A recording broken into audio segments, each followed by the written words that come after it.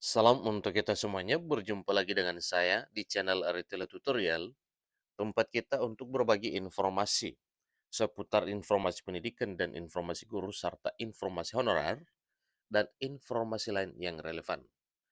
Pada pertemuan ini, saya menyapa kita semuanya dan saya pastikan bahwa seluruh Bapak Ibu honorer sedalam keadaan sehat walafiat. Informasi terbaru Bapak Ibu terkait dengan pendaftaran tenaga honor non ASN. Jadi ini menyongsong pendaftaran CPNS dan P3K yang mungkin segera dibuka pengumumannya pada hari ini 16 September dan besok adalah jadwal pendaftaran untuk P3K dan CPNS 2023. Nah, terkait dengan hal ini, Bapak Ibu honorer, demikian dengan para fresh graduate yang ingin meraih impian menjadi aparatur sipil negara, di sini ada satu informasi terkait dengan panduan pendaftaran bagi tenaga non ASN.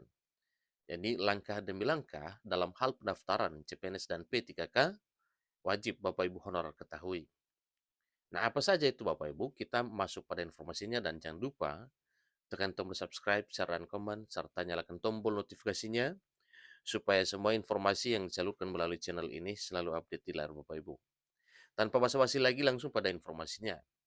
Jadi panduan langkah demi langkah terkait dengan pendaftaran CPNS 2023 demikian dengan P3K 2023. Pendaftaran tenaga non-ASN adalah proses penting bagi individu yang ingin menjadi bagian dari tenaga kerja di luar aparatur sipil negara atau ASN. Jadi panduan ini akan membimbing Bapak Ibu melalui jalur pendaftaran yang perlu Anda ikuti untuk mengikuti pendataan tenaga non-ASN. Jadi sebelum Bapak Ibu mulai proses pendaftaran, ada beberapa dokumen yang harus Bapak Ibu siapkan. Jadi dokumen-dokumen ini penting untuk memverifikasi identitas dan kelayakan bagi Bapak Ibu sebagai tenaga honorer non-ASN. Jadi Bapak Ibu pastikan telah menyiapkan dokumen-dokumen berikut ini.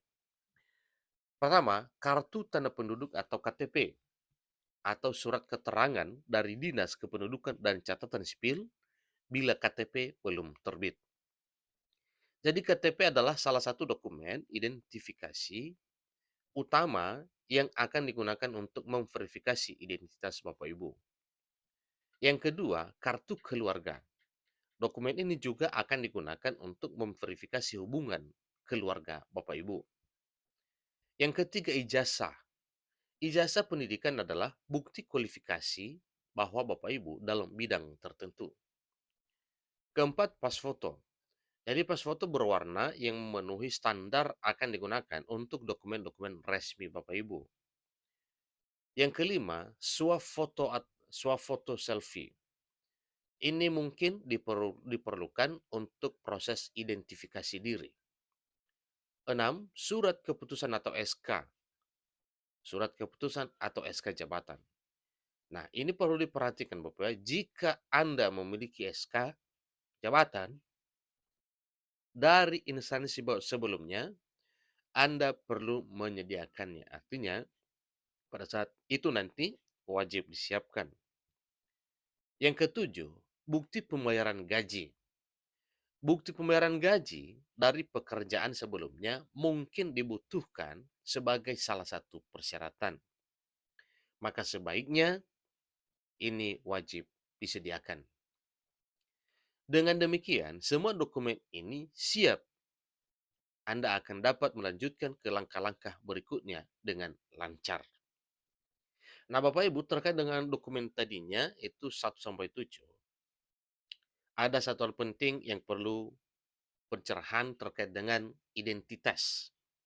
Maka sebaiknya identitas Bapak Ibu itu wajib linier dan wajib sinkron antara misalnya kartu keluarga, akta lahir, ijazah, KTP, transkrip nilai, dan seterusnya.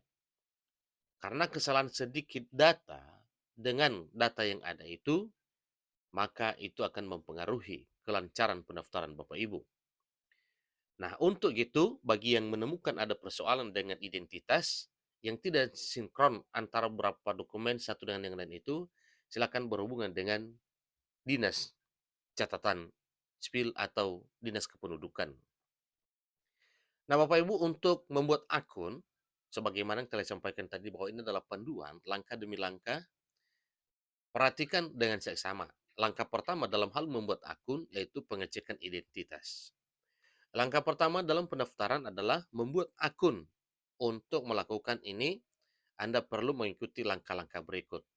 Satu, akses portal pendataan tenaga non-ASN. Jadi ini bisa dibuka melalui situs pendataan non-ASN bkn.go.id di peramban web Anda. Kedua, pastikan data Anda telah didaftarkan oleh admin instansi Anda. Untuk membuat akun, data Anda harus sudah terdaftar oleh admin instansi Anda dalam aplikasi pendataan non-ASN. Yang ketiga, buat akun pendataan tenaga non-ASN, isilah data identitas Anda, termasuk NIK, nomor kartu keluarga, nama lengkap sesuai KTP, tempat lahir, tanggal lahir, nomor handphone, alamat email, dan captcha yang tertera di layar. Kemudian verifikasi data. Jika data Anda sudah didaftarkan oleh instansi, Anda akan langsung melanjutkan ke langkah 2, lengkapi data. Jika belum, Anda akan mendapatkan notifikasi untuk melapor ke instansi Anda. Kemudian lengkapi data, di langkah ini Anda akan diminta untuk melengkapi data-data penting yang dibutuhkan. Pertama, unggah dokumen identifikasi.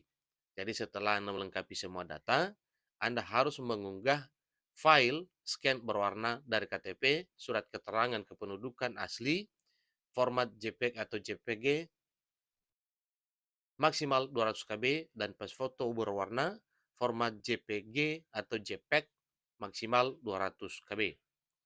Berikut isikan kode captcha dan kirim. Terakhir, isikan kode captcha yang tertera di layar dan klik kirim. Langkah ketiga, pengecekan ulang data. Jadi setelah Anda selesai dengan langkah 1 dan 2, langkah berikutnya adalah pengecekan ulang data yang telah Anda masukkan. Ini sangat penting untuk memastikan bahwa semua informasi yang Anda berikan adalah akurat. Pertama, cek data. Jadi periksa kembali semua data yang telah Anda masukkan pada langkah 1 dan 2. Dua, konfirmasi atau koreksi. Jadi di sini juga perlu ada koreksi Bapak Ibu ya. Jadi jika Anda yakin data Anda sudah benar, Anda dapat mengklik konfirmasi.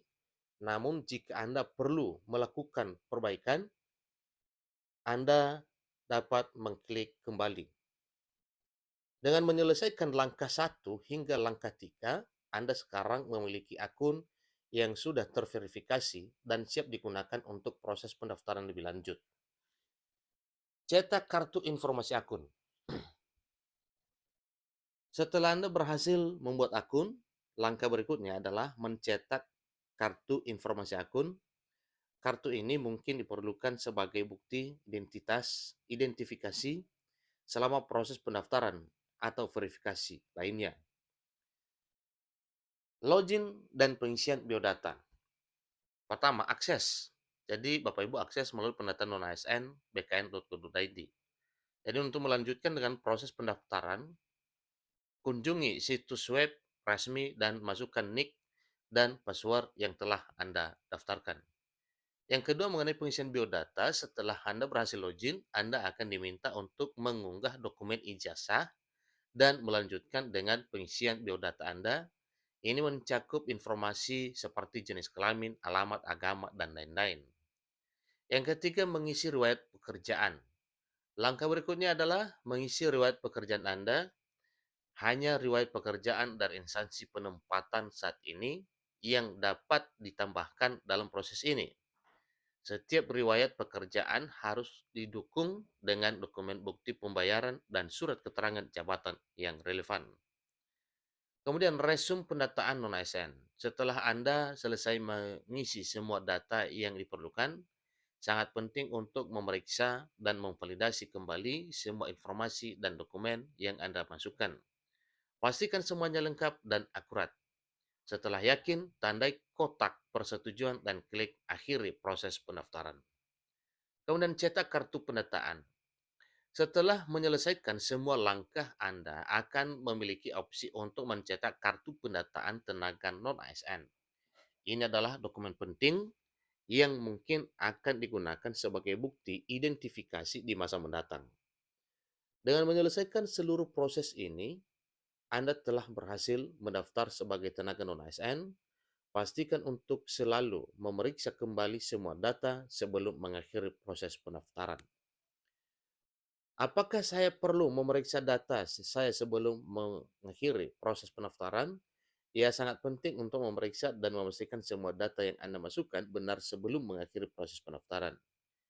Bagaimana jika saya lupa password akun saya?